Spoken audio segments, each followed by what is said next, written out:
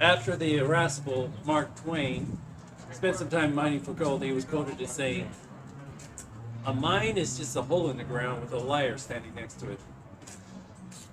Well, I think he did not so good at the mines as he did with the English language. And although that may be true of a lot of the mines around here, I'm not a liar when I say mining was good to me. My name is Will Craddock. William, if you prefer the formal. And I own some mines around here near my home in Placerville. And you might know them as the Goldbug and Priest mines.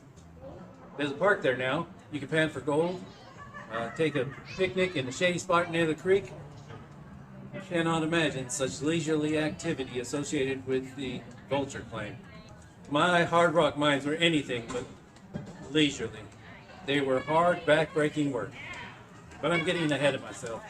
Let me back up to when my parents arrived in Placerville in 1850. They came from Cornwall, England, leaving behind a dying tin mining industry, and their timing was perfect. Turns out what came to be known as the gold rush created a big demand for experienced miners. Dad owned a small patch of ranch land just outside of town and a saloon on Main Street. He did some mining just like everyone else, but nothing ever really panned out. I came along in 1859. As a kid, I worked in my father's mines. That's how I got the gold fever. And when I was 21, I lived in an apartment right about where the post office stands today. At 23, I gave in to gold fever and ran off to Idaho to chase rumors of a gold bonanza. Well, let me tell you, 1 year later, I was back in Placerville, flat broke and unemployed. I took up blacksmithing on Main Street, and about that same time I met my future wife, Eliza Emma DeCombe. Well, Emma gave us 4 beautiful daughters. Hattie was the first. She was the apple of my eye. I named my first mine after her. 3 of our daughters grew up to be fine ladies. Sadly, our last, Georgia, died of diphtheria at the age of 9. I blacksmithed most of my life, but mining was my passion.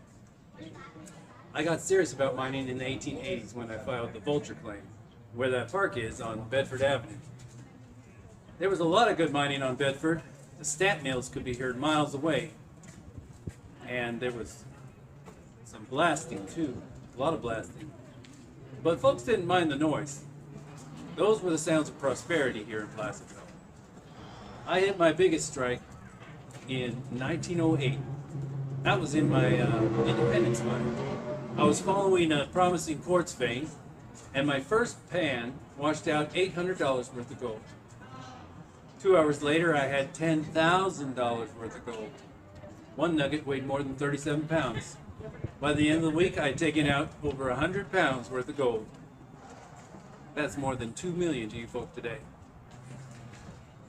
I died at the age of 60 of heart failure. I lived a good life, raised a good family, and followed my dreams of gold. If you get a chance, head on up to Goldbug Park and visit my mines. They were a big part of my life, and they're a big part of your local history.